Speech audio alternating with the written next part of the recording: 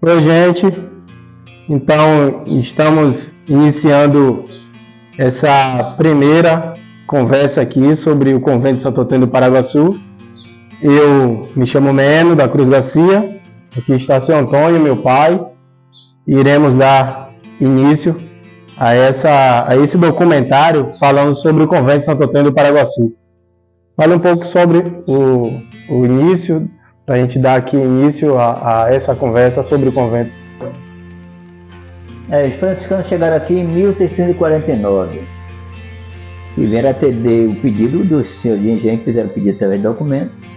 E chegando aqui, nessa data, ficaram ali embaixo. Eles construíram uma casa que Jaboatão, que era o cronista da época, o Frei Antônio de Santa Maria Jaboatão, denominou de casa de acolhimento. Mesmo sem forma canônica de igreja, sem forma regular, casa comum, já celebravam missa. Ficaram até 1658, portanto 9 anos, construíram ali embaixo também uma capela de Nossa Senhora das Dores, construíram mais para cima um cruzeiro, e aí o convento deu início às obras em 1654. O documento fala de entre 1653 e 54, de início ao construção do convento. O senhor alcançou as ruínas da antiga capela? Alcancei, lá em frente, lá o calçamento. Seria num pontal ali, né? Não, ali logo, aquele último poste dali, tá ali, ainda tem alicerce. Certo. E a casa de acolhimento que ele fala, seria no mesmo local? A casa de acolhimento hoje foi vendida o lugar a Neném. E ficaram, ainda tem alicerce lá, que eu fui lá fazer pesquisa. E será que o tipo de construção foi a mesma usada aqui? O mesmo material. O calcário, óleo de baleia, as pedras de aranito e lajotas. Esse mesmo material que tem aí. Eles ficaram quanto tempo lá nessa casa de acolhimento? 9 anos. Então aqui ainda não tinha nenhuma construção naquela época. Quando eles começaram em 1653 a 54 a construção do convento, em 1658 eles passaram já para o convento. E aí foram esquecendo lá, e o convento ficaria pronto em 1666. Já havia relato de pessoas aqui na região? A vila já existia quando eles chegaram. Quem seriam os moradores? 3 ou 4 caseiros de palha, deveria ser de pescador, né? Com a chegada do engenho ali, foram se concentrando. Então a vila deve ser de 1620 a 1630, por aí. Provavelmente seriam os indígenas que moravam aqui na região? Era os Tapuia, depois os Maracás e por último, em 1558 já foram os Tupinambás, que vieram para cá. Tem várias rebeliões nessa construção aí. Eles começaram com os indígenas, alguns deles, mas não deu certo não. Com a construção o início da construção do convento, o convento aqui de Santo Antônio do Paraguaçu, como ficava essa questão do trajeto para ir para Maragogipe, já que isso já seria a cidade, né? Para trazer os materiais, como funcionou essa questão do trajeto para Maragogipe, como é que as pessoas ficavam aqui já no processo de construção? Fala um pouco para a gente. Os franciscanos estabelecidos ali, o Jaboatão faz o relato que era um lugar muito despovoado, e os franciscanos pensaram até ir embora para Maragogipe na época, porque não tinha como sustentar um convento aqui, a vila com pouco morador. Ou seja, eles indo para Maragogipe, essa construção ia para lá então? Era lá. Então, porque corria grande risco no tempo de tempestade, tá todo dia indo para lá de canoa, buscar alimento, evangelizar, então estava correndo um risco de vida.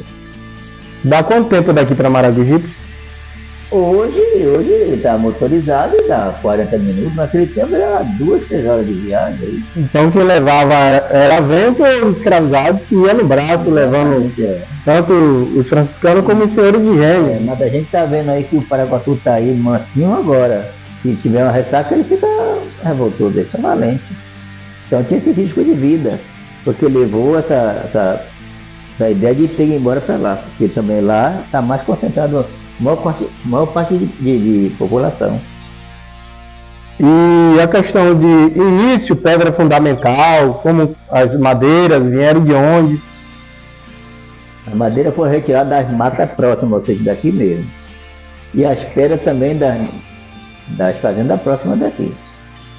Agora, aranito, essas coisas aí, cantaria, algumas vieram de Portugal. E tem relato que teve uma jazida dessa lá na Costa do Dendê. Segundo especialistas, teve uma jazida dessas e depois foram fechadas. Essas pedras de cantaria que chamam aranito, ou seja, de cantaria.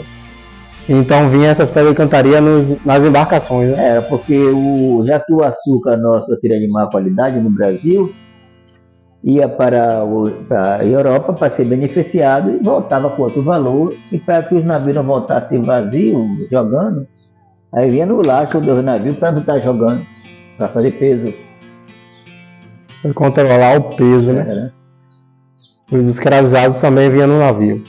Os escravizados já vinham naqueles porões. Os escravizados eram trocados com fumo. Levava fumo para trocar por escravo, quanto mais fumo, mais escravo. Lá para cá vinha os tumbeiros, teve até o inferno no mar. Os tumbeiros saíam lá do continente e os tubarões mudaram a sua rota.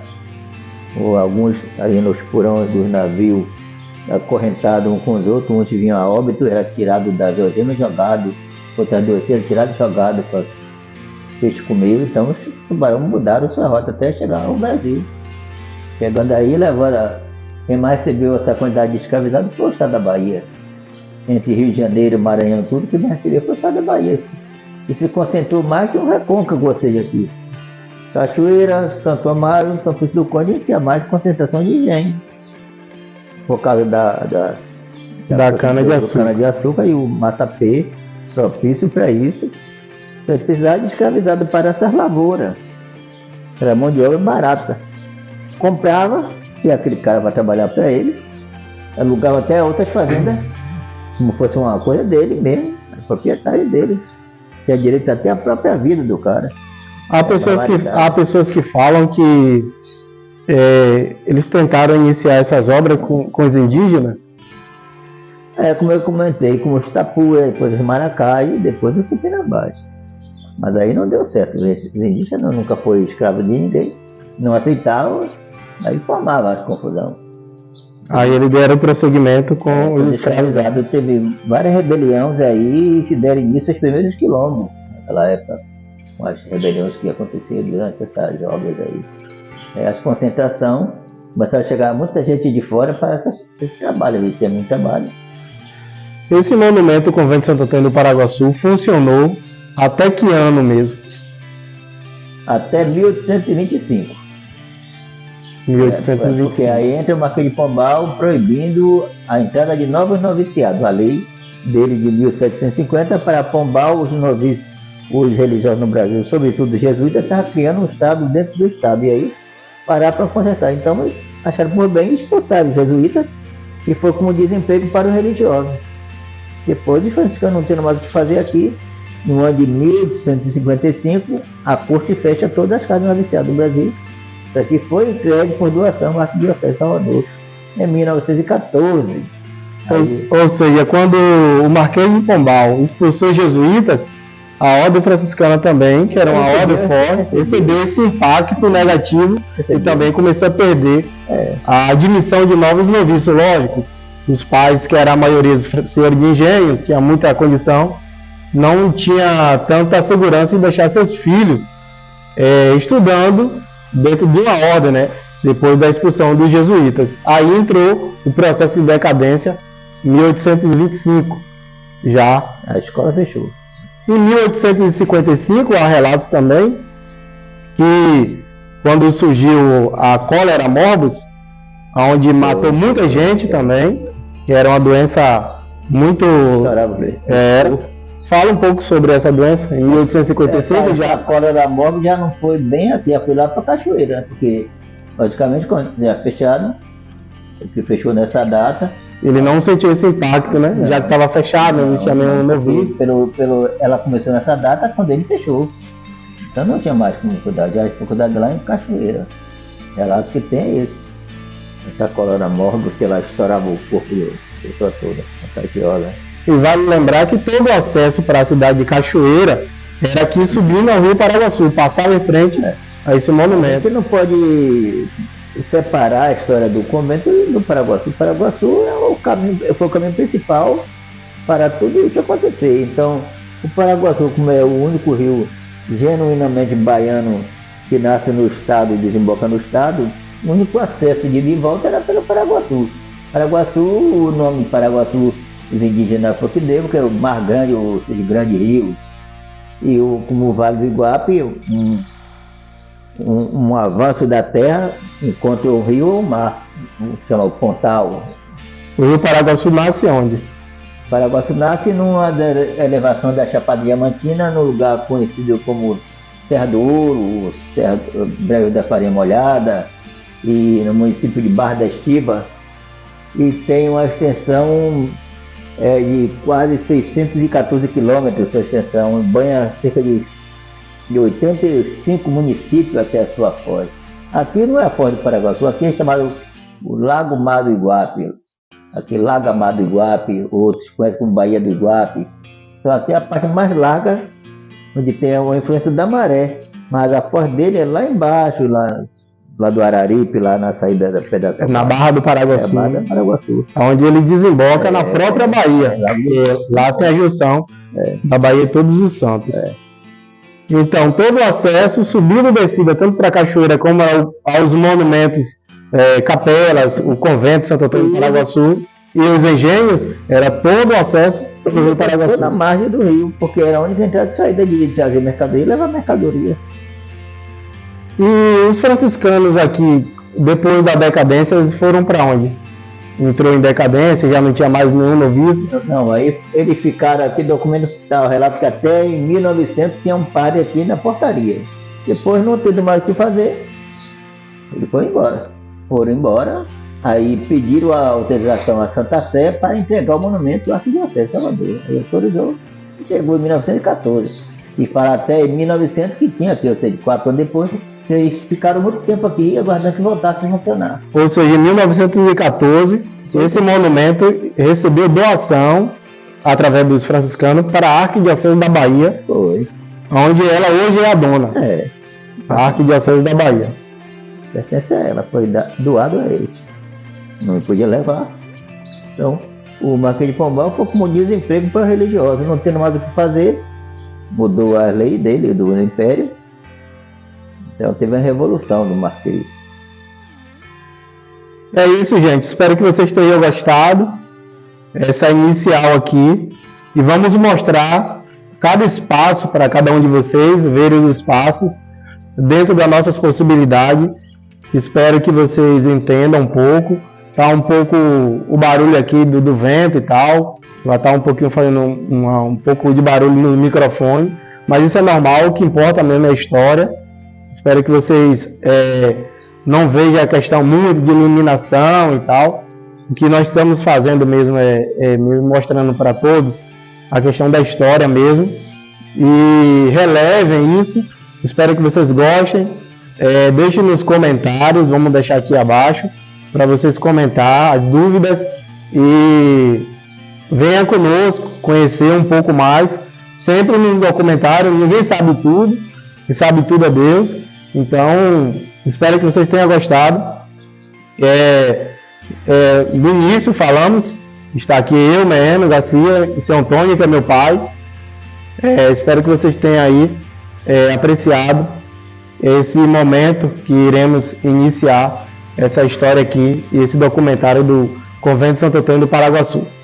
Tá bom? Obrigadão. O importante é vocês virem conhecer pessoalmente, venham nos visitar. Estamos aqui esperando de braços abertos.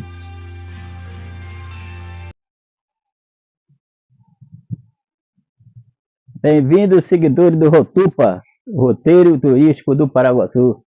Estamos aqui à margem do rio Paraguaçu, ou seja, o grande rio Mar Grande, e em frente ao convento de Santo Antônio do Paraguaçu. Aqui é a principal entrada do Jomeiro, o imponente convento de Santo Antônio, noviciado a metade do século XVII. Vamos aqui dar início aqui nossa caminhada histórica. O majestoso Aqui no centro, em frente logo da igreja, está o pedestral, um sincretismo religioso, com a influência indígena inevitável. Os cocais aí e tal. Toda essa obra foi da metade do século XVII. Aqui também nesses patamares subindo, seria também tijoleiras, que de alcançar até algumas delas. O sino, a imagem de Santo Antônio, e aqui está também vestígio que foi do passado de tijoleira, como eu acabei falando. Esse convento guarda muita história. Vamos entrar para ver alguns espaços aí. Uma obra construída pelos escravizados, seguido pelos senhores de engenho, cerca de 14 a 15 engenhos, senhores de engenho que patrocinaram essas obras. A mão de obra toda dos pessoal escravizados. Vamos ver. Óleo de baleia e calcário na composição da construção e também um pouco de açúcar. Vamos lá. Podemos ver também as volutas, os corrochelos, os pináculos, aí nas muradas, as cercaduras em volta, de um lado e do outro. E a entrada principal aqui para a igreja do convento de Santo Antônio.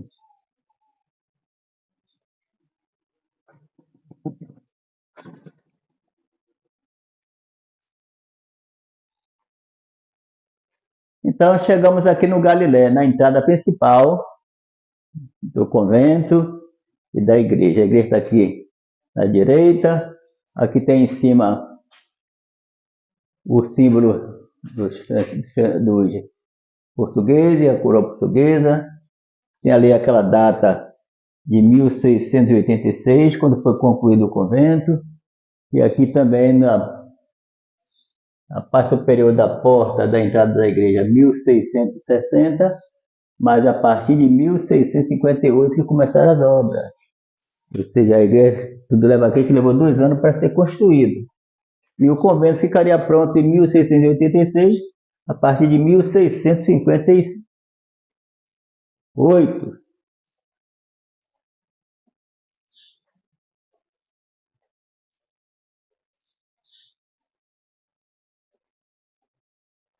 Aqui de frente, um altar principal, que seria de São Benedito, e nesse vasto salão aqui, seria para entregar as cestas básicas à esquerda, e aqui dava passagem principal para o hospital que funcionou aqui também no convento, que cuidou da febre amarela naquela época.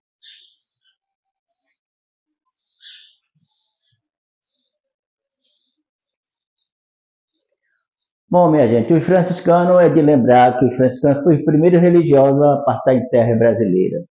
Naquela expedição de Pedro Álvares Cabral, ou seja, de 1500, que diz a história que eles perderam a rota da Índia, pararam por um acaso lá em Porto Seguro.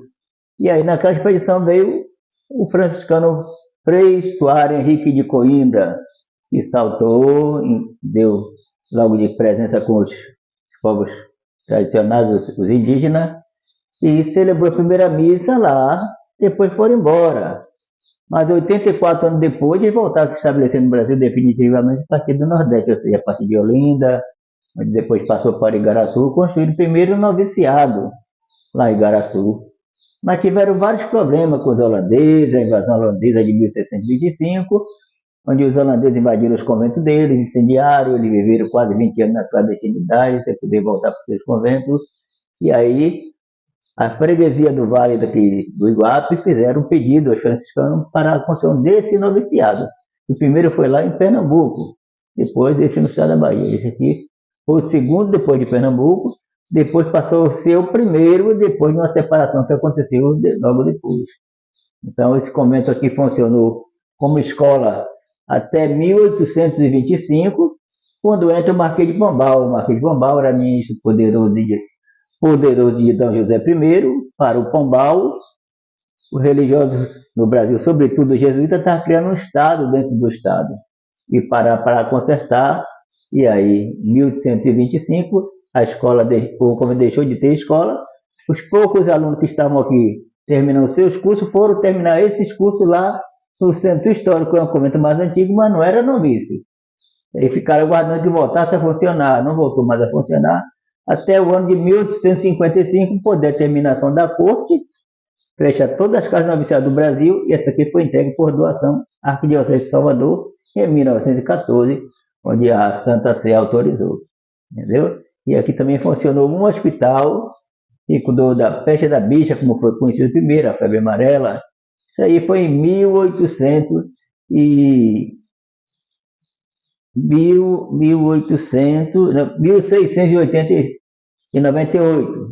Quando chegou aqui o Frei Bernardo da Conceição, leigo, nascido em Salvador, e já tinha experiência da cultura da folha, e fundou o hospital, que veio a funcionar até 5 de setembro, no falecimento dele, em 1727, e foi transferido para Cachoeira, que se encontra lá em Cachoeira, mas primeiro foi aqui. Então, um monumento nesse porte, que a gente está vendo aqui, vamos pensar na economia do local. Então, era cerca de 15 engenhos naquela época que patrocinaram essas obras, o poder econômico do lugar. Então, vamos pensar no poder como fosse um polo industrial, o Iguape, para ter um monumento nesse porte. Entendeu? Nós vamos conhecer outros espaços aí mais para trás. Oi, gente. Voltando aqui, dando seguimento ao nosso documentário, vamos agora conhecer a parte interna de dentro da igreja, tá bom? Espero que vocês estejam gostando. E essa é uma aula de história, tá bem? Aproveitem o documentário do Convento de Santo Antônio do Paraguaçu, tá bom? Vamos lá. Bom, vamos agora entrar na igreja, vou tirar meu chapéu, que está o lugar sagrado. Estamos agora entrando na igreja do convento. Então, estou pisando em cima de sepulturas do passado, que era comum no tempo do Império, ser sepultado nas igrejas antigas. Então, esse altar vale a pena lembrar que não é original. Esse altar foi da Rede Globo, que fez a novela, gravou a novela Velho Chico aqui em 2016. O original é a imagem e a cruz, mas o altar todo foi a Rede Globo que fez para a novela. Agora, o original também são os azulejos, de um lado e do outro. Esses janelões em cima,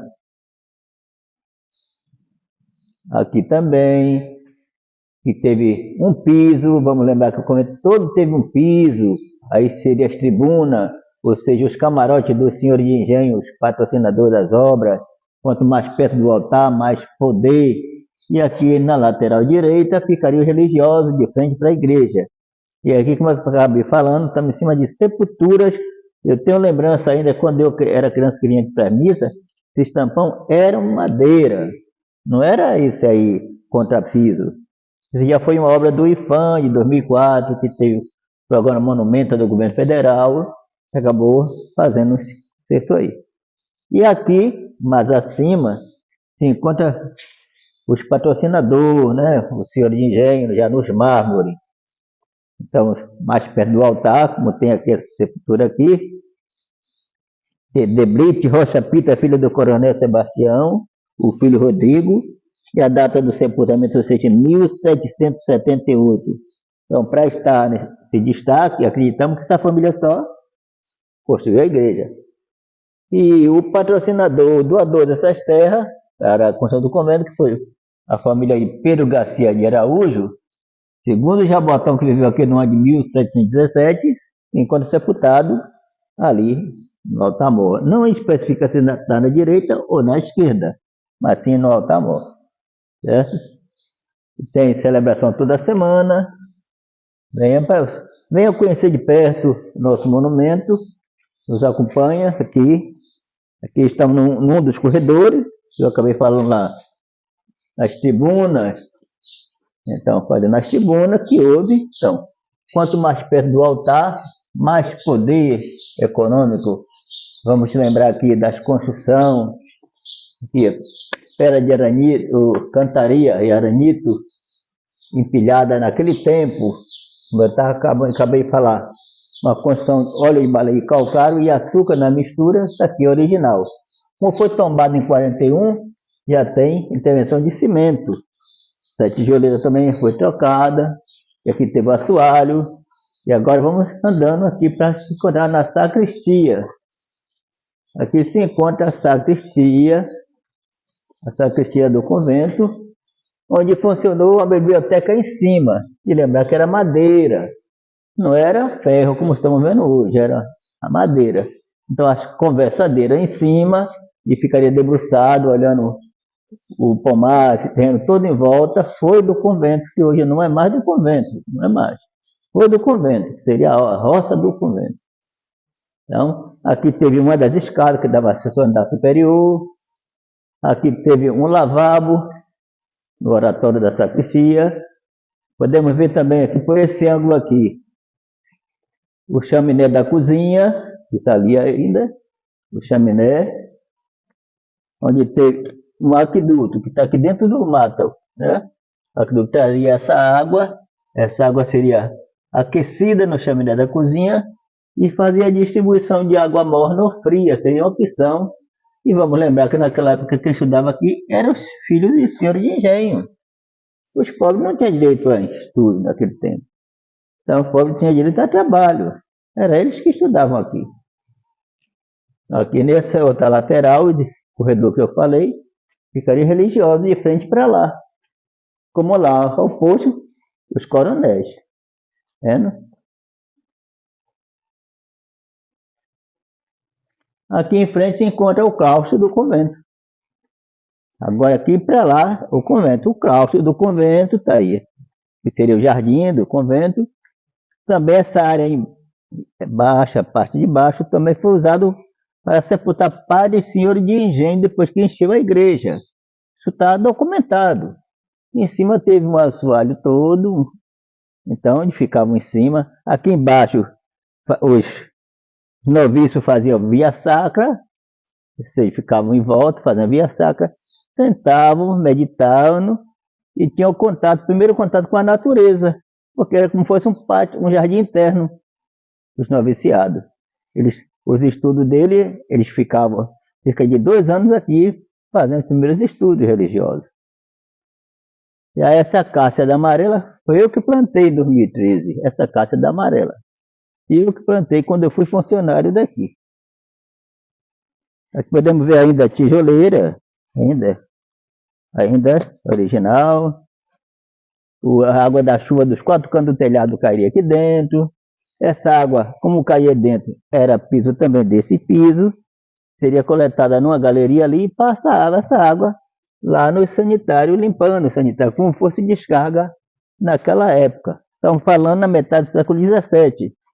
Pode observar, pedra sobre pedra, uma construção, que eu acabei falando, de óleo de baleia e calcário, porque não havia cimento foi século XIX, então não havia cimento.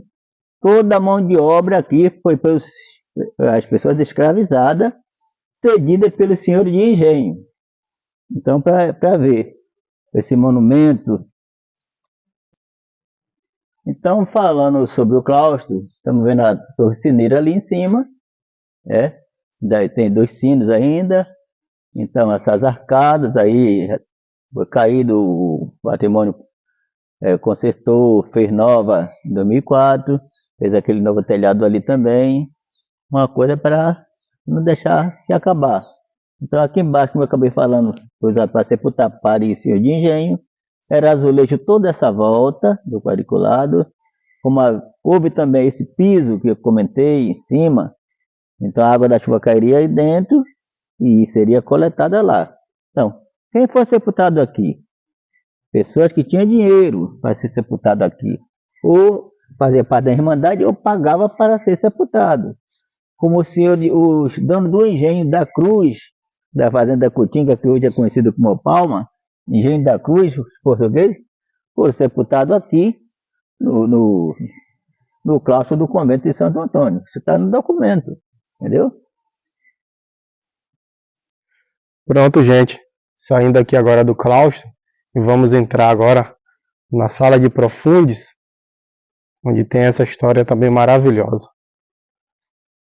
Bom, estamos na sala de Profundis, que do latim foi extinto sala donatus, donativos, para dar presente. Entre esse espaço e aquele ali, esse pequeno espaço aqui funcionou como sala de Profundis, que dava presente. Então, em cima funcionou a escola. Observe a perfuração nas paredes do assoalho que teve em cima, de madeira. Então, a escola em cima. Como eu estava comentando lá sobre a água, lá, eu ainda comentei do chaminé da cozinha, sobre água morna ou água fria. Aqui tem um dos lavabos, que poderia receber água morna ou fria, seria uma opção. Porque naquela época chovia muito, fazia muito frio, nós estamos falando na metade do século XVII, ou século XVII, para o século XVIII, chovia muito. Então, quem estudava aqui eram os filhos dos coronéis, e fazia exigência. A água está muito fria para lavar o rosto. Então, essa água seria aquecida na cozinha, pelo processo natural lá que foi feito, e seria trazido por trás, seria abastecido este lavabo por trás, e a água chegava até aqui, onde usava e a água faltava. Quem colocava essa água aí no fundo desse lavabo? Os escravizados que trabalharam aqui nas construções. Então, aqui teve também a segunda escada, que eu comentei lá, mostrei uma escada, que teve a segunda escada, que dava acesso ao andar superior. Aqui teve corrimão, podemos ver ainda, que eu comentei, das construções óleo de baleia e calcário aqui. As conchas que é tirado do Paraguaçu, feito a mistura, aqui ainda é original, parte de pintura. Aqui teve a segunda escada, já que eu mostrei a primeira lá. Agora aqui chegamos na cozinha. O andar superior, o piso, também as conversadeiras, repetindo, né? De banquinho em volta da janela, ficaria debruçado, olhando os escravizados trabalhar. Pronto, a cozinha bem grande. E aqui, agora, voltando a falar. Uma cozinha imensa, né? Voltando a falar sobre a água. E lavavam pratos aqui, porque a água que eu mostrei lá do aqueduto, que não deu para ver direito por causa do mato, que aquele terreno é particular, a água saía através dessa galeria aqui, enchia aqui e voltava ali pelo ladrão chamado, né? Aquela coração ali. Então já passava aquecida pelo outro lado, os escravizados pegavam essa água através de vasilhame e abastecia os dois lavabos, esse mas não tem nada abaixo. E aqui funcionou o fogão. O fogão funcionou aqui. Olha, lembra muito bem que eu mostrei lá o aqueduto que vem lá, está anexo daqui do chaminé. Olha o chaminé da cozinha.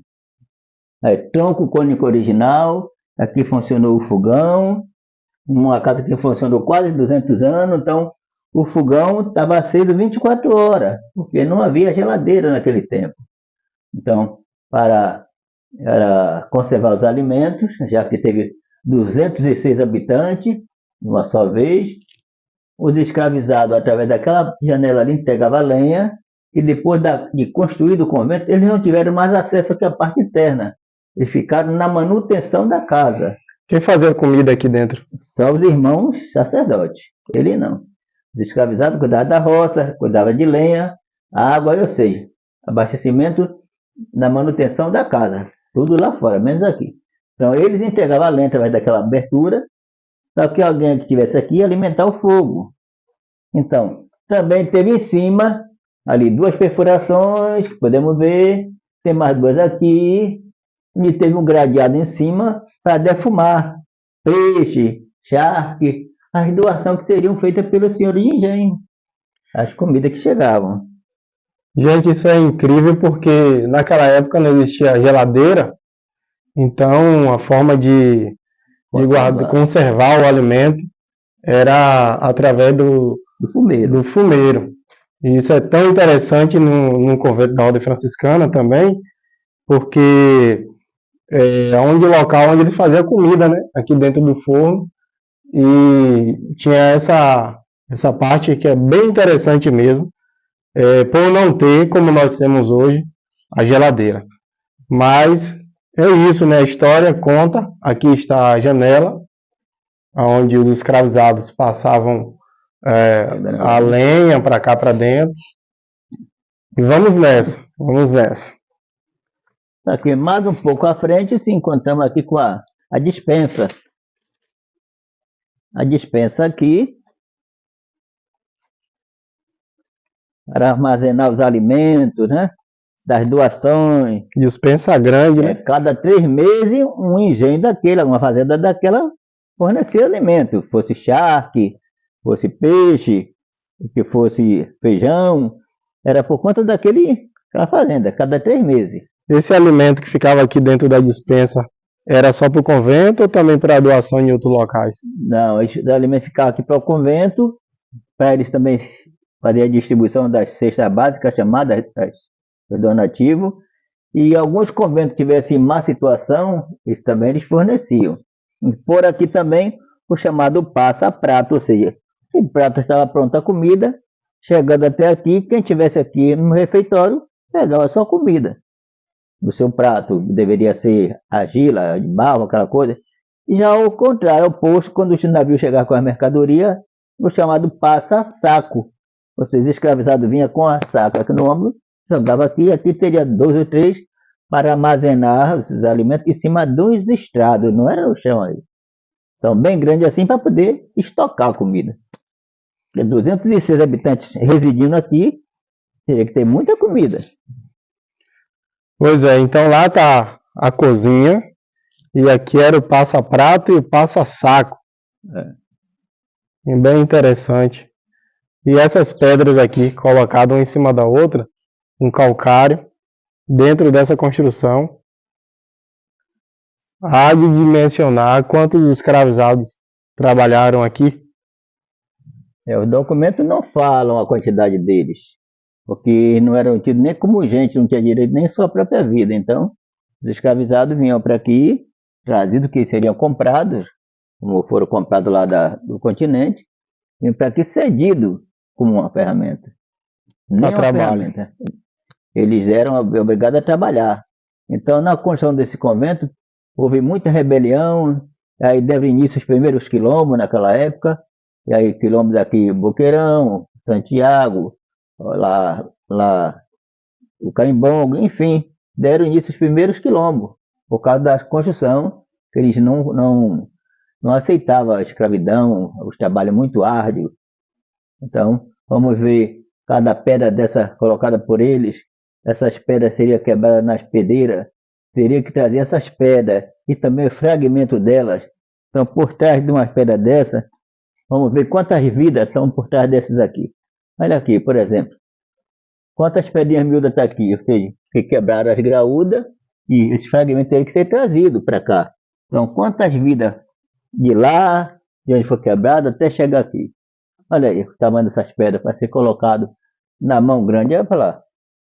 Olha ali. Então, uma pedra daquela, se tiver 200 quilos aqui no chão, ela ali passa a ter 300 ou mais. Porque da altura que tem, da força física para ser colocada até ali em cima. Esses tijolos, o documento de Jaboatão, que viveu aqui no ano de 1717, o Frei Antônio Santa Maria Jaboatão, faz o relato que esses tijolos vinham de Maragogipe e Astelha, mas as pedras tiradas das fazendas aqui adjacentes, aqui, seja aqui em volta, e as madeiras das matas próximas, aqui também tudo era mata. Como era o trajeto para trazer toda essa pedra e os tijolos de Maragogipe e dos engenhos? Esses aí vinham de canoa, eles falam que vinham de canoa, mas aqui eram trazidos na mão grande, os escravizados arrastavam as madeiras, arrastava ou com junta de boi, ou leva, ou eles mesmos arrastando, e as pedras eram trazidas nos banguês chamados. Banguê era como se fosse um andor que eles carregavam as pedras, dois, um segurava aqui, outro segurava atrás, aquele lastro no meio para carregar o material. Estão falando de um tempo difícil de ser construído as coisas, e eles construíram e está aí desafiando o tempo e o desleixo dos homens. Vale a pena pensar porque naquela época não existia o maquinário que existe hoje, né, na construção. Era tudo manual pelos escravizados. Aqui podemos ver as conchas aí, que eu estava comentando as conchas aí. Se tiver alguma intervenção, porque é tombado, é um monumento nacional, é tombado, então aí já tem intervenção do próprio IFAM.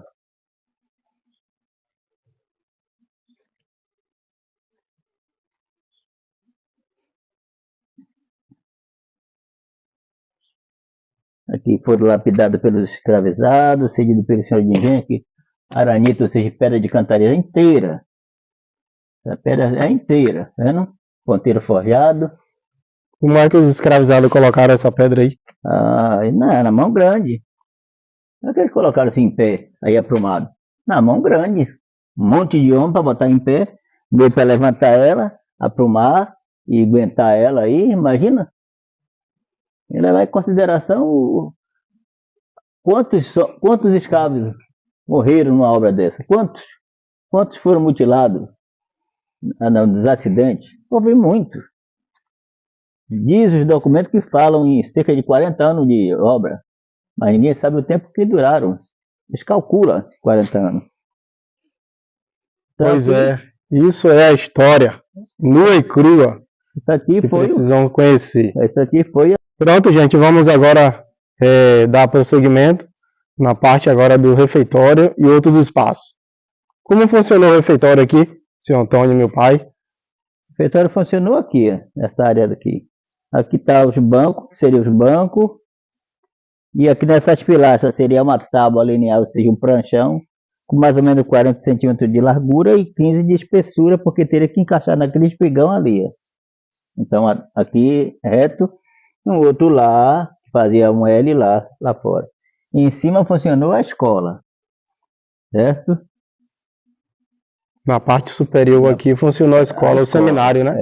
Daquela parede até essa ali, a escola. Descendo não, descendo já foi o dormitório. Aqui tudo seria janelas abertas. Janelas abertas, com grade. Estavam sempre precavidos, né? Com aquela coisa dos holandeses, que os holandeses também terminaram vindo aqui ainda saquear o convento. Depois de atacarem lá em Pernambuco. Como era a educação aqui dentro do refeitório? Todo mundo ficava sentadinho, aguardando as lideranças, dar as ordens para fazer seus alimentos. Como eu falei lá, o passa-prato, tá ali na direita lá fora, ficariam sentados, eles saíam e pegavam seus pratos. Não tinha uma pessoa para vir pegando para não abrir aquela porta, eles ficavam isolados. Então ia lá, pegava seus pratos e vinha, sentava.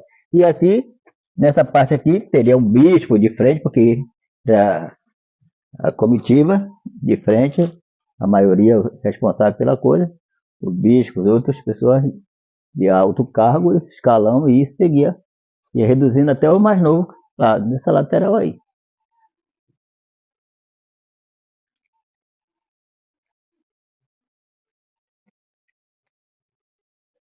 Também no convento de Santo Antônio funcionou aqui também um cárcere privado, ou seja, alguns noviços delinquentes, considerados pela elite, alguns padres também que viessem a errar, seria encarcerado aqui. Vamos ver. Quem ficava encarcerado dentro desse cárcere? Os noviços, que seriam os alunos, os castigos. Mas qual seria os erros deles? Por algum motivo, eles consideravam erros, traziam para ir para ser. E tem o mestre de padre, Frei Pinto, que foi considerado, ele é um cara virtuoso, muito direito pelos povos locais, então teve a desdita de ser acusado de desvio de ponto de esmola. Então, naturalmente, tomava conta do dinheiro, de tesouraria. Então, não por esse motivo, mas por outro, que o documento não esclarece, teve a desdita de ser acusado e veio para o cárcere, e levou cerca de 6 anos aqui preso. Aqui, vamos ver o cárcere aqui. Ele era um complexo, ele tinha tudo aqui acoplado. Como era uma ordem franciscana, deveria obedecer às ordens, né? Tinha os estatutos. Tinha alguém acima dele que mandava. Então, correto. Ele veio a encarar o cárcere também, Maria. Aquela história do sol nascer quadrado. Se repete a história de hoje, o sol nascer quadrado, porque o cara não tinha outro sol para ver. E aqui eu comentei lá do claustro da água da chuva. Está aqui foi o toalete do detento. Então, esse padre, que era mestre de padre, era um cara muito direito, então ele foi acusado de desvio de ponto de esmola, onde depois ficaram aguardando a liberação dele, as notícias de Portugal, que viria através de navios, Então, esse castigo aqui duraria entre 6 e 10 anos. Então, ele ficou aguardando até que depois chegou a notícia, já com 6 anos e pouco de prisão aqui, ele foi convidado para o Bispado de Prado, depois foi falecer lá na Terra Santa. Quantas pessoas ficaram presas aqui dentro? Há algum relato? Não. Fala sobre esse e fala de novício. Novício não se fala a quantidade que ficaram aqui. Aqui ainda era a parte literalmente melhor, porque a parte pior está lá no calabouço, desescravizado, ficaria acorrentado lá dentro da maré. Tem um relato deles lá dentro da maré.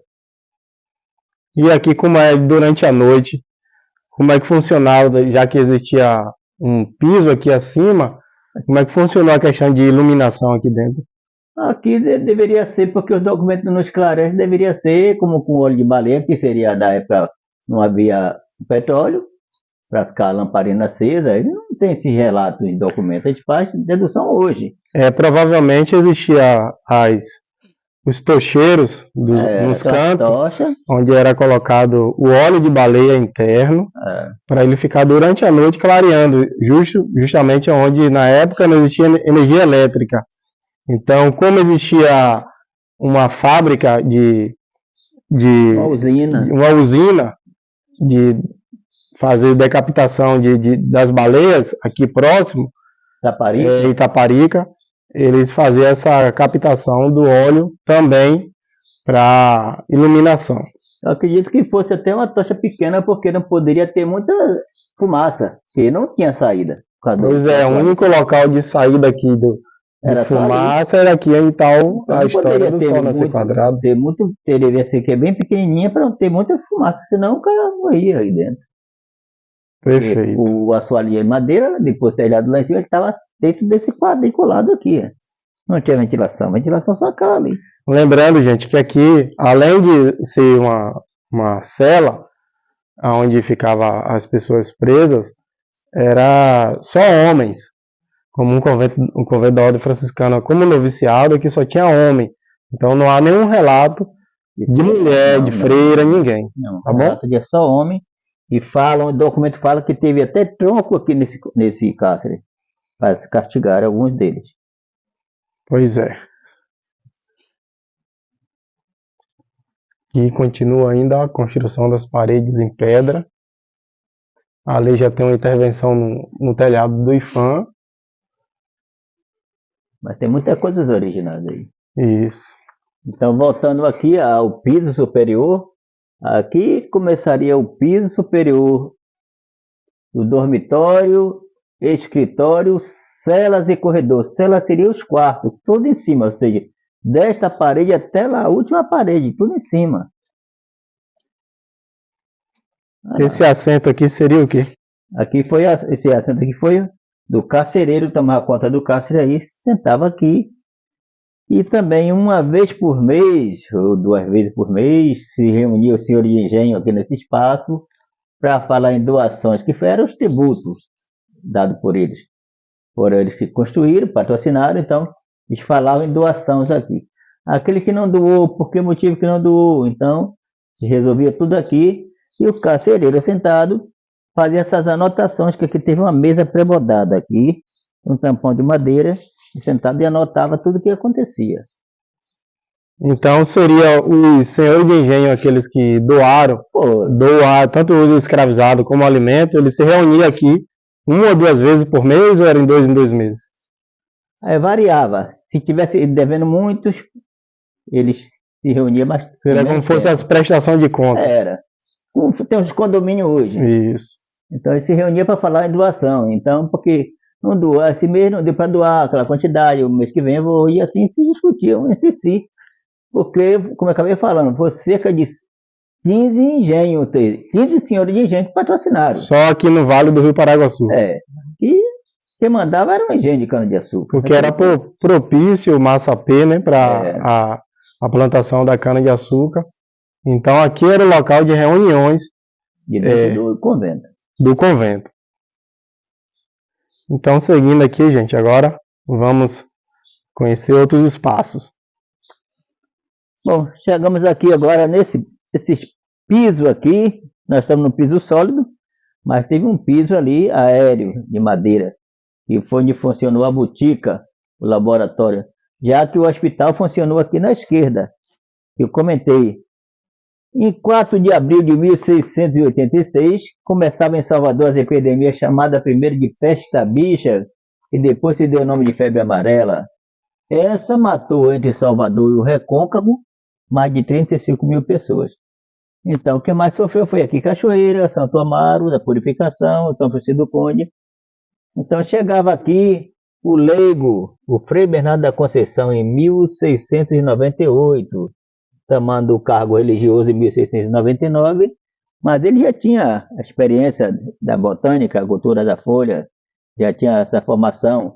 Ele começou a cuidar dos doentes do lado de fora do hospital, onde pediu autorização superior e abriu uma porta nessa parede ali e fundou o hospital aqui, Nossa Senhora de Belém do Paraguaçu. Esse funcionou 43 anos, quando ele veio a falecer, em 5 de setembro de 1727.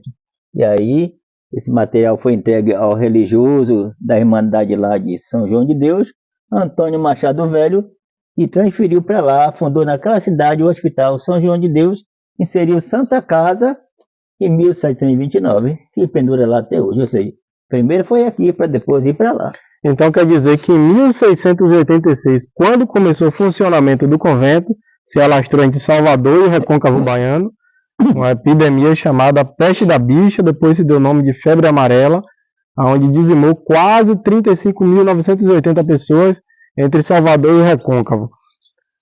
Provavelmente, um monumento desse aqui em funcionamento também sofreu esses impactos, né? Então, como esse frei, o Frei Bernardo da Conceição, ele não tinha um conhecimento da botânica, ele já tinha conhecimento da botânica da folha, muitas pessoas vieram de fora. E como é que essas pessoas teve acesso, tanto homens como mulheres que foram acometidos dessa doença, teve acesso aqui dentro do convento, na parte do hospital? A fama de Frei Bernardo se alastrou pelo Recôncavo, que aqui no convento que é um enfermeiro, um cirurgião, um médico. Ele nada disso, ele foi exercer esses 3 cargos por não ter pessoas que tivessem conhecimento dele. Então, mulheres que porventura viessem a ser medicadas aqui no hospital, o convento é de homem, mas a mulher que viesse a ser atendida, seria atendida, precisa de ficar de repouso. Vai ficar de repouso, mas não em cima, debaixo do hospital, isolada.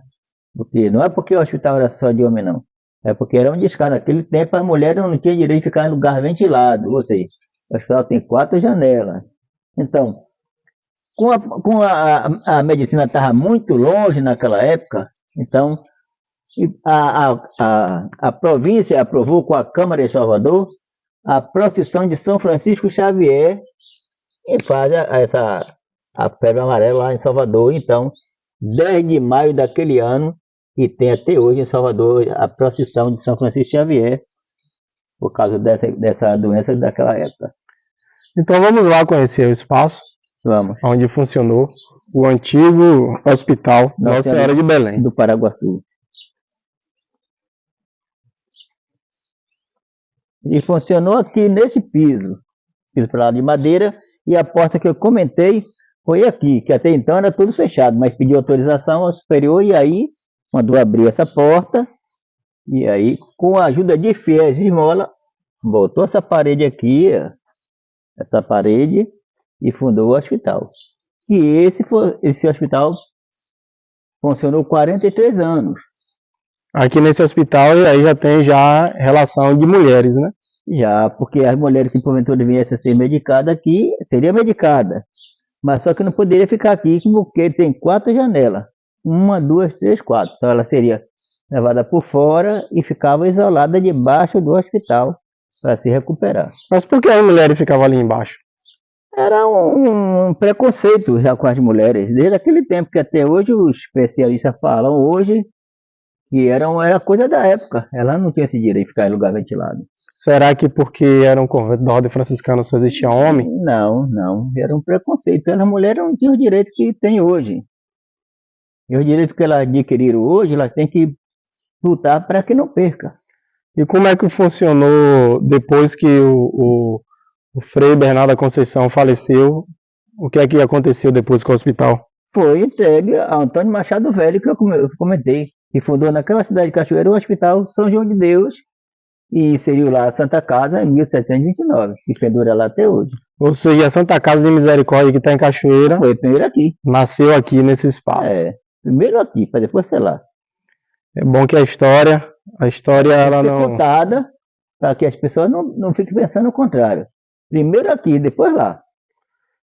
Por que daquele lavabos ali, em frente aqui ao hospital? Esse é o segundo lavabo, porque os doentes precisavam de água morna. Até hoje, a gente vê no filme de Bang Bang, quando alguém leva um acidente, aquela água morna está com febre, um pano morno no rosto e tal, precisa de água morna. Então, aquele problema da água morna que eu comentei lá, então a água seria morna, não vinha para aqui por gravidade, a água seria trazida através de vasilhame. Então, vasilhame o quê? O por lá, abastecido por trás, por aqui, esse aqui seria abastecido pela frente. Aqui, já que o piso passava aqui inteiro, então esse seria abastecido por aqui, ó. O piso passaria aqui, ó. Então isso aqui atende a diferença, diferente daquele lá.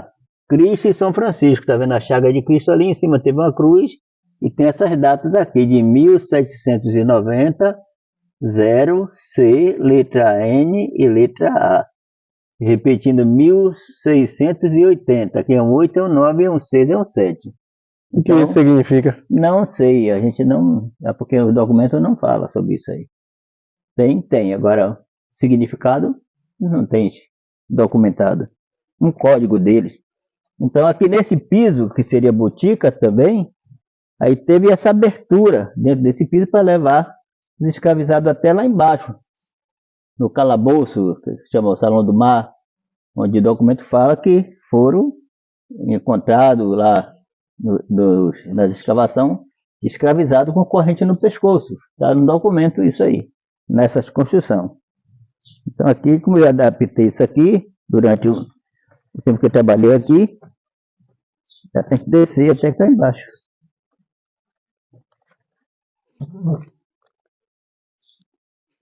Então, ou seja, aqui embaixo já seria o espaço que dá acesso à masmorra lá embaixo. Então a parte superior aqui seria a parte da botica ainda e as celas, que seria os dormitórios de alguns noviços. Mas acima o dormitório total. Ou seja, 3 pavimentos, né? 2, né? 2 pavimentos. Que é o terra.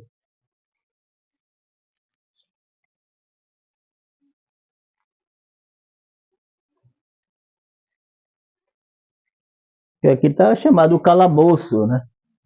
E aqui a gente podemos ver aí que tem mais de 1 metro de entulho, ou seja, a maré vai entrar isso aí.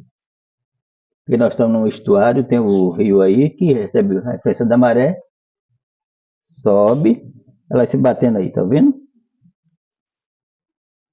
Sobe aí, enche, onde segundo documentos os escravizados ficavam aí acorrentados e encontraram aí esqueleto com corrente no pescoço. E aí essas construções todas que nós estamos vendo aí, em cima teve esse piso aqui que seria varanda, faz parte desse piso, e mais acima o dormitório, e depois consequentemente o telhado. E essas 3 perfurações aqui subindo, seria o quê? Essas aí, segundo os especialistas hoje, falam que seria alojamento de escravizado durante as construções. Então teve uma escada aqui, deduziram isso aí, e se alojavam aí. Depois de construído o convento, eles ficaram fora, não mais aqui dentro. Aí a senzala passou a ser lá fora. Ou seja, só serviram para trabalhar. Olha aí o maré batendo.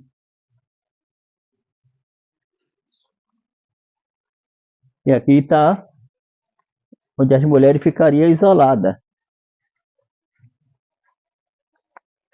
E aqui a parte de baixo seria onde as mulheres ficavam isoladas. Em cima, elas ficariam isoladas aqui.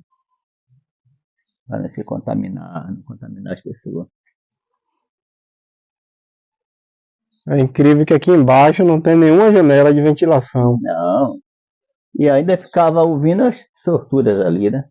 Que aqui não há nenhum vestígio nessas arcadas, Não, Não há nenhum vestígio de portas. não. O acesso, Aí era aberto, mas aqui era como fosse o de noite. acesso aqui é a masmorra. E como fosse noite, com 3 pisos acima e telhado, isso aqui tudo era escuro. Pois é, gente. Aqui tem até algumas digitais. É descravizado com o tijolo fresquinho, tirando do lugar.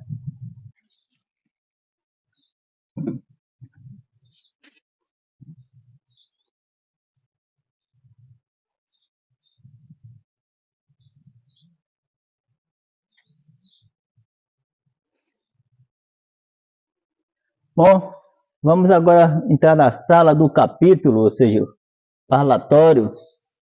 Sejam bem-vindos. Sala do capítulo, ou seja, todos os dias os padres se reuniam aqui com os alunos, com os noviços, para tomar decisões. Essas decisões que custaram muitos para eles a condenação lá. Então, muitos já saíram daqui até sendo castigado, levado para o cárcere, por algum motivo, e era como que fosse também um pátio, uma capela interna. Por quê? É o assoalho ali, é o lugar do piso ali, nas paredes. Então, é como se fosse uma capela interna. Se naquele dia estivesse acontecendo uma celebração na igreja e um falecimento ao mesmo tempo, poderia ser o corpo ficar aqui para ser velado e também poderia ser sepultado no claustro. E aqui, nessa passagem aqui, o parlatório, para conversar com as visitas, ou seja, o interno, conversar com os parentes que chegassem porventura, lá pelo outro lado, conversava aqui, mas não havia o contato físico, porque seria dois mundos, um mundo espiritual e um mundo material. Então não tinha esse negócio de se abraçar para se contaminar, estava isolado do mundo lá de fora. Entendeu?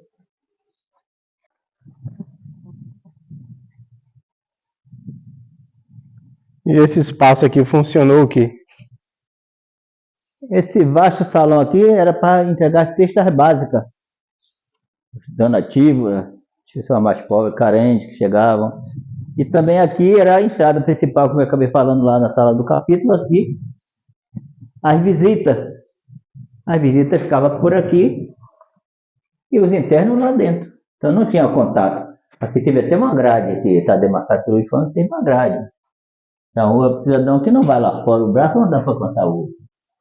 Entendeu? Em frente a esse altar. E por aqui circulavam os enfermos. E por aqui os enfermos circulavam. Tem aqui esta área aqui. E daria entrada lá no hospital, que eu falei lá na porta. A porta do hospital lá. Na época que abriram. E nós estamos vendo por aqui essa área aqui.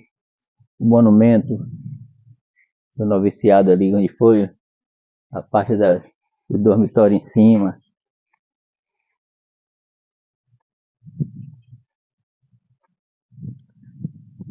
Esses dois sinos ainda tocam?